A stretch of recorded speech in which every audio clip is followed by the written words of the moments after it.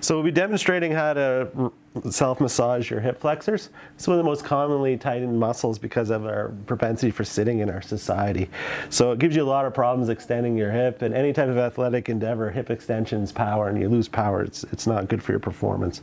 So what we're going to do with Anne is, Anne's nice and thin, so what we're going to do is find Anne's ASIS, this little bump here, and we're going to go a little bit below it and in, right in there.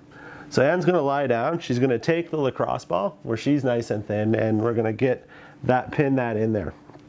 If you're like a little bit not as flat in the front like myself, you can take this device, take 4 lacrosse balls, and lie like that. That'll make up for the stomach, giving you a little bit of extra space in there. So you want to get down, you want to landmark that spot, feel for the tender spot, pin it, so she's going to get a little bit of weight on it. See how she's unloading her right hip? And that unloading of her right hip's loading up her left hip. And then she's going to bend her knee up and down once she gets on that sore spot. And she's going to work that. She's going to do 4 or 5 of those.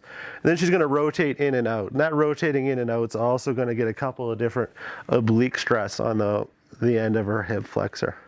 When you do this correct, you'll know, because you'll feel a lot of discomfort in the front of your hip. If you're not doing it, you may need something like a softball or something a bit taller. So if you're quite svelte through the stomach, you can use something a little lower, and if you're a little bit of a bigger guy, you may want to have to use a softball or 4 lacrosse balls.